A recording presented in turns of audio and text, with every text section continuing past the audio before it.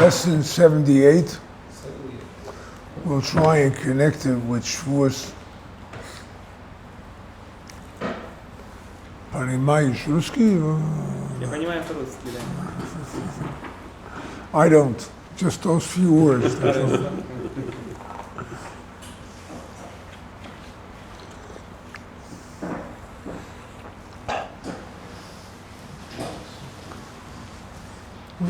My first trip there was 1965. That's before I was born. I said before you were born. Right? You were 19? Huh? You were 19? I was 19, and I was before my 20th birthday. Yeah. That's when I went to Uman the first time. Yeah. Interesting city. They have these very wide streets, Kiev. right? And they have the cable cars, you know, I forgot what they call it. Not Tramvay. Huh? Троллейбус. In Russian it's called троллейбус. Yeah, but I don't know. They have buses with the electric cables. Yeah, Right, there they go. And it's the first time they used to always fall off the track. So the driver always had to go, right? The driver had to go off the bus and put it back on track or whatever.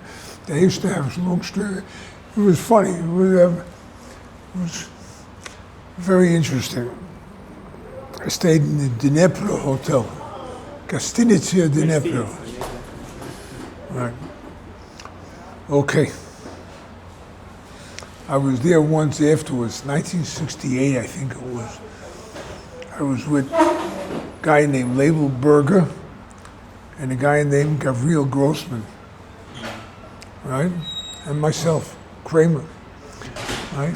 We were in the hotel, and they always had a spy, you know, a lady who would, you go with the thing, you push the button. So she had to push the button for you, right? She had to push the button. They had a lady on every floor to give you the key, not down at the main thing. Every floor they had it so that they should be able to monitor you. That's the way it was. So anyway, we went into an elevator once. This guy, Kramer, Grossman, and Berger. I said, loud, I said, this is great. We have here the KGB. Kramer, Grossman, Berger. Right? KGB, we have them. Anyway, that was Kiev in the old days, whatever. All right, we're in the middle of lesson 78. And the lesson speaks about power of Malchus. And Malchus includes Mashiach, speech, Ruach HaKodesh, divine inspiration, and Tchias HaMesim, right? So we learned the first part of the lesson, and now we're up to the part where Reb Nosson goes over the lesson. Gam Mavor B'Torah Azos is in the second column. Remember where?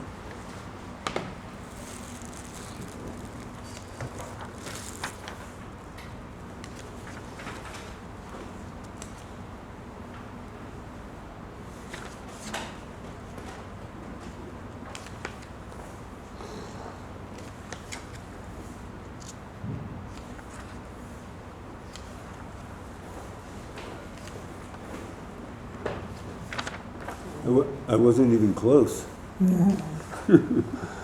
You're close, my friend, you're close. Gam Mavur, over here. Right. Okay? Paragraph 8. We're up to here. Right at the beginning, Gam Mavur, the second line. Okay? Ein Chet? Huh? Ein Chet? Ayin Ches. It's the last column, the top of the last column. Right? Mark, it's Mordechai, it's paragraph 8. I forgot my book. You forgot your book. Oh, so I didn't bring you're any. gonna know it by heart. Yeah, Yes. okay. About that. Okay. גם מבוא מתורה הזויס, שהדיבור הולך עם האודם אפילו למקומות המטונפים.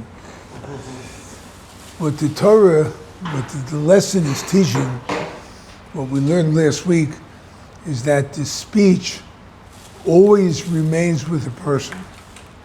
Now you say something, you remember it, right? You say something, you remember it. It goes with you wherever you go, right? And it's part of your makeup. The thing is that if you speak words of Kedusha, you speak words of Torah, words of Tefillah, encouraging words, nice words, pleasant words, you're just nice to somebody, whatever the case is, it goes with you even in the place that's called Mokom Metunuf, a very filthy place. No matter where you are, that good will remain with you. Conversely, it's the other thing too. You say bad words, right? It'll go with you no matter where you go, and it marks you for life, right? That's what the Rebbe is talking about here in this lesson. So Reb Nosson is explaining, a mother walks with the child in every place that they go, right? Just like the mother will accompany the child, the infant, so too the infant is called, we said in the lesson, the speech is Eim Habonim, the mother of the children, because what you say is likely what you're going to end up doing. In lesson 66, the Rebbe says that it's from a Zoya. The Zoya says that when a person thinks something, there are 3 stages in a person accomplishing something, right? The first stage is the thought, to do it or not to do it, right? To be or not to be, right? That's the first stage. The second stage is speech. You say what you think, right? The third stage is the actual deed, what you're doing. The Zoya says that when a person thinks, his lips are automatically moving.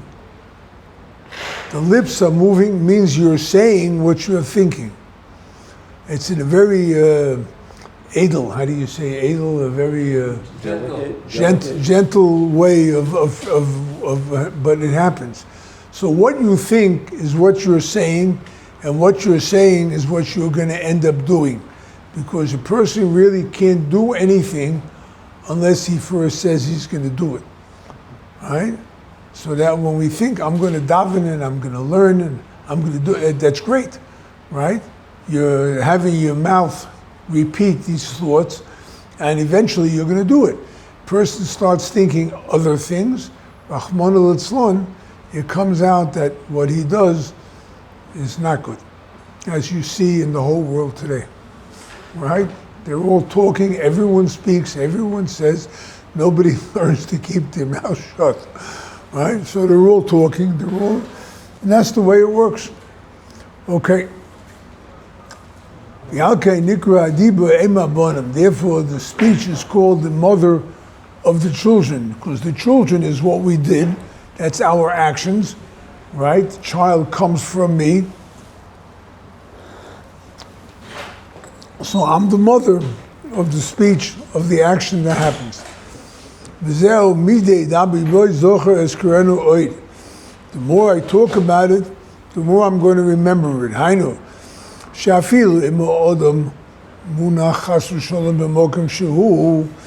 that even if a person finds himself in the lowest of levels, in the worst places, afilu b'shvala madrega mo'id, mamish the lowest levels, afilu b'mkoymes hamtunofim, he's in the worst situation. In other words, he makes himself full of averas, full of bad things and whatnot. He's filthy. That person is filthy.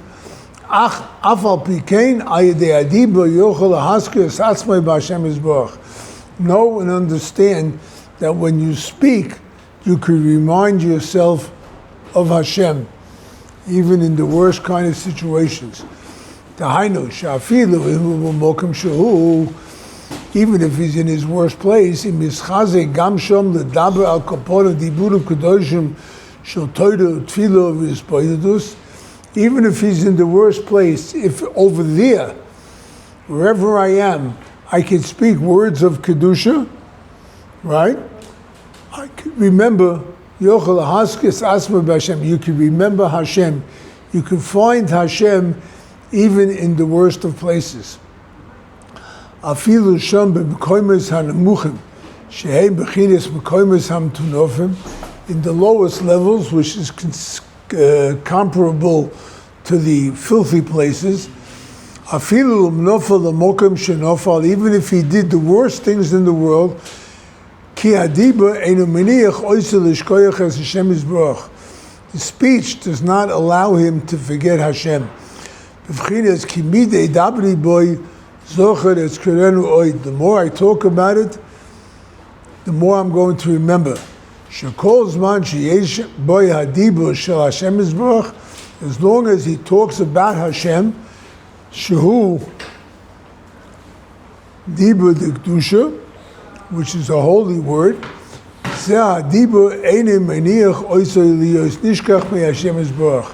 that one word will always remind him of Hashem.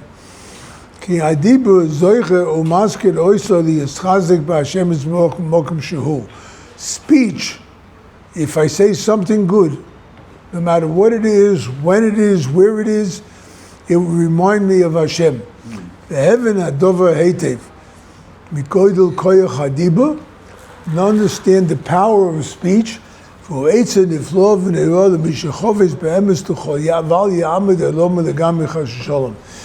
a tremendous advice to somebody who doesn't want to lose his world altogether.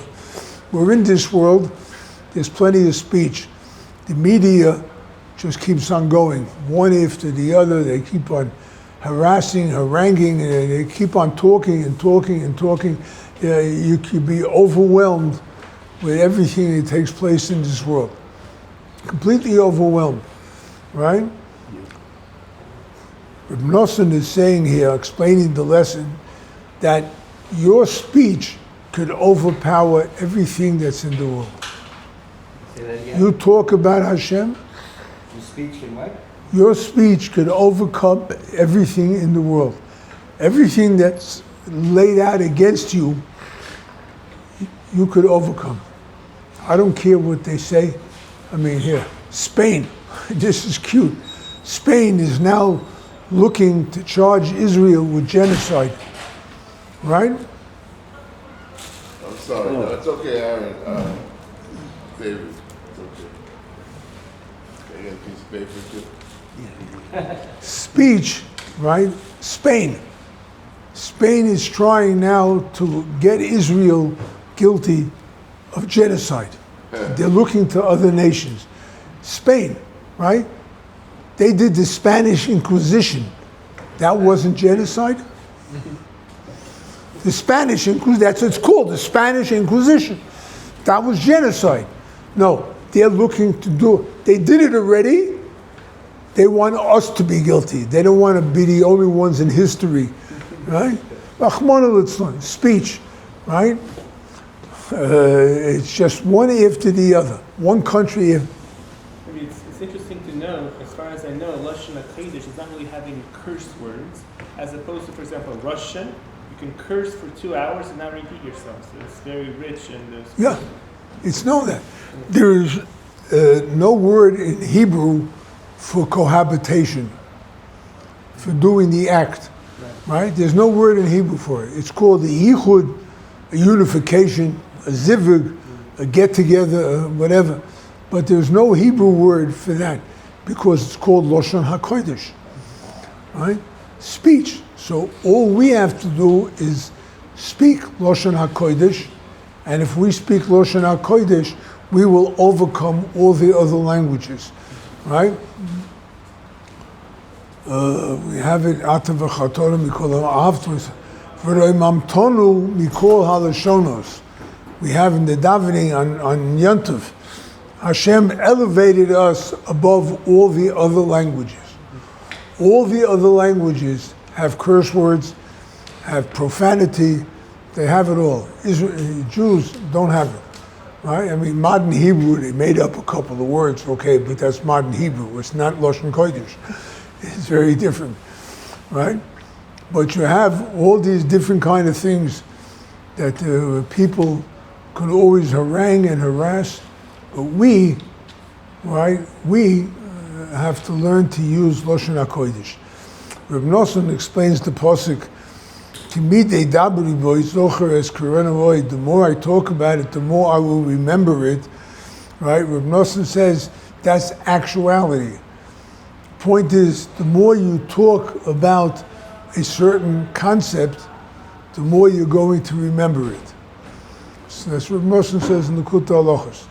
So therefore, the more you want to talk about Mashiach, the more you want to talk about learning Torah, the more you want to talk about doing mitzvahs, the more you want to talk about doing something good or doing something positive with your life. It doesn't have to be dafka Torah. This is, I'm going to invest in this business and I'm going to try and make money. I can give tzedakah.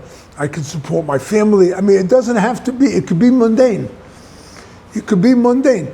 But I have to talk about it. The more I'm going to talk about it, the more I'm going to remember it. The more you talk about Hashem, the more you're going to remember Hashem. Right? Hashem is the... Yeah. When you say the holy Lashon HaKodesh, do we have to say it in Hebrew? What?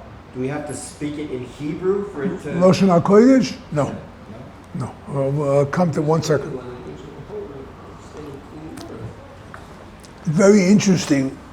In Sichos Haran, Rabbi Nachman says that Reb Shimon ben Yochai, by putting out the Zohar in Aramaic, sanctified the Aramaic Lashon so much so that it's like Lashon HaKodesh. Okay? Aramaic.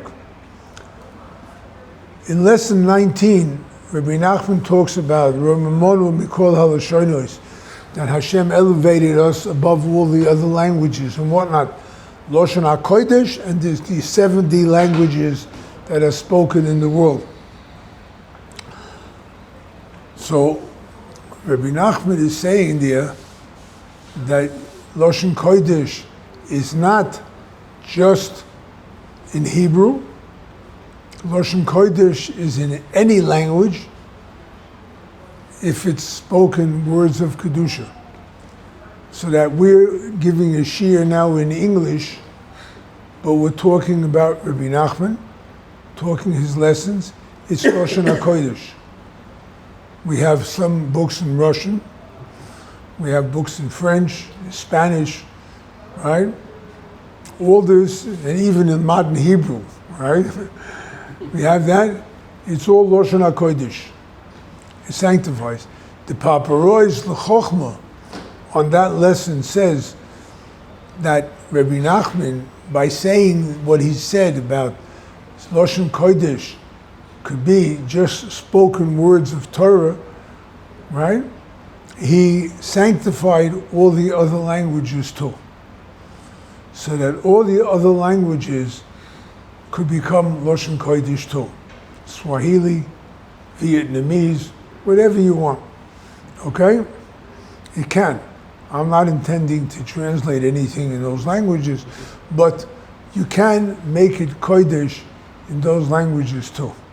Okay, even in Arabic. I knew you wouldn't like that. Even in what? What did you say? Arabic. Oh, Arabic. Ma'asalam. Oh, no. How are you, right? Right? That becomes Shalom Aleichem. It becomes, you could sanctify that too. Even their thank you Is worse. is a lie. I said once, how do you say thank you in Arabic? Shukran. It's from the word sheker, right? Because they never really thank you properly. They never really say thank you. Right? Okay. I learned that the first summer I moved here. I worked in Gush Etzion, El Azam, Moshav El Azam. I'm an electrician by trade, so I worked there. And there were a lot of Arabs who did the building. right? And then that's when I heard them. That's when I learned the word shukran, right? And I saw it was really sheker. Okay. Oid mavur mizeh. Rabbi Nachman says, Nosson says here, another thing that we learn from the lesson is the power of Torah. Goydel malas esek ha-Torah hakdosha shehu ikar chayim shel adam. The greatness of being osek in Torah, learning Torah, which is the main path of life for the person. Why? Pasuk says, Ki hu chayecho v'orech yamecho. It is your life and your length of days. Ki amoli kanfirei Ki amoli kanfirei dinashmi aliba have liba oiker kol gufa. If it weren't for the lobes of the lung that flutter above the heart, which is warm, it's always burning, it would burn up the whole body. The kanfirei b'chinas ha-Torah canal. The lobes of the lung represent the Torah. There are 5 lobes on the lung, 3 on the right, 2 on the left, right? And they represent the Chamisha Chumashei Torah. That's what the Zohar says. They represent. So that the lobes of the lungs are made to cool off the burning of the heart. Hainu. Reb Nosson now explains. Ki yesh b'odam shnei mini tavedes medudas eish. A person has 2 types of burning desires within him.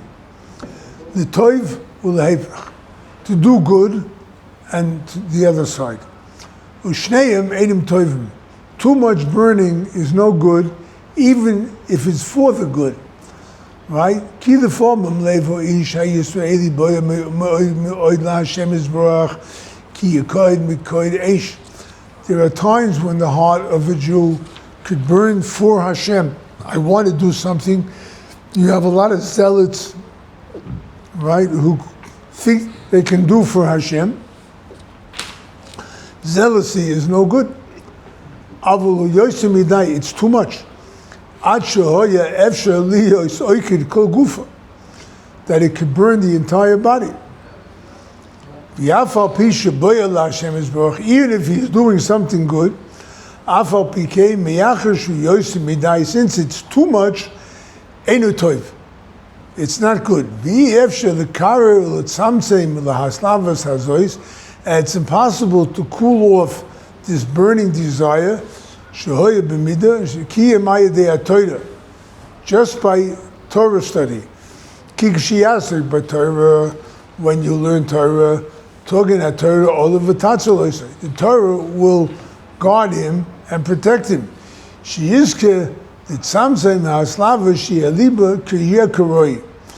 That it will be able to contain. The Torah is the lobe which cools off the burning desire, so that the person is contained and he does it in measure. Right? Go beyond measure, it's too much. Too much zealousness is no good. Right? I just recalled the story. I was working in Meir Sha'or, and I passed by a guy on the corner of the yeshiva Salant and Meir Sha'or. Right? I was working in the yeshiva there, and I see a guy holding a bag of garbage. He's standing there on the corner holding a bag of garbage. Right? I look at it, there's a lot of weird people in the world, so I wasn't worried about it. Right? I go into the office. Maybe 5 minutes later, I hear screaming and yelling, panic. Right? I go out to see what happened. The guy was waiting for a girl who wasn't properly clothed so he could throw the garbage on her. Right? I saw that. Is that right to do? No! No! He was zealous. He didn't want someone who's uncovered to go through the streets.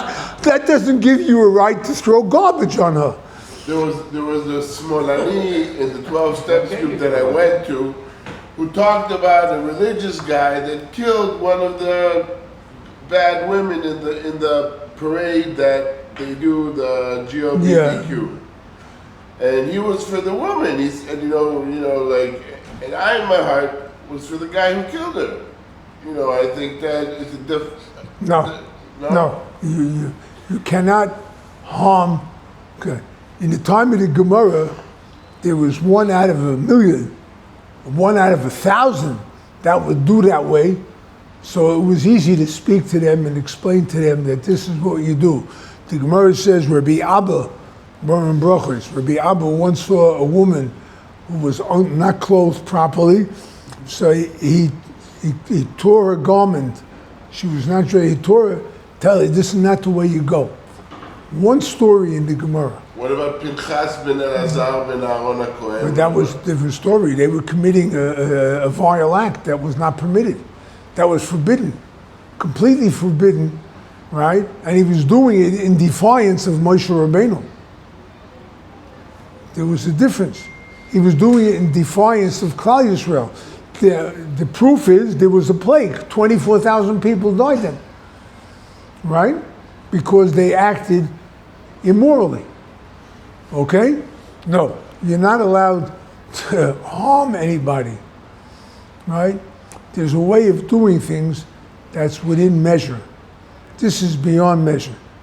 I say, I was witness to that. So, I saw that guy.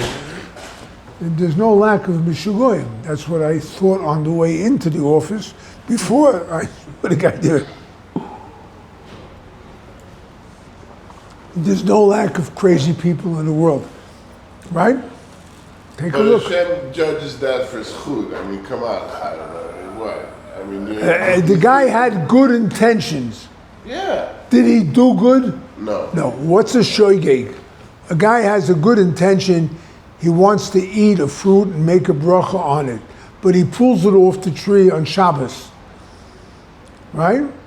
He had a good intention, but he did something wrong. Okay? What the accounting system of Hashem, that's not my business. I cannot account the way Hashem accounts. Hashem takes every single item. Here's an example. The Gemara says that if somebody dies, you say the bracha dayan ha'emes. Hashem is the true judge. You do not make that bracha when Sanhedrin kills somebody. Sanhedrin, if somebody did avodah zarah, he did idolatry. If a person committed idolatry, right, he was brought before the Sanhedrin and they judged him death penalty. That's what the Torah says, right? So if they kill the guy, which is his due, you don't make the bracha dayan ha'emes. Why not? Why not? Why not?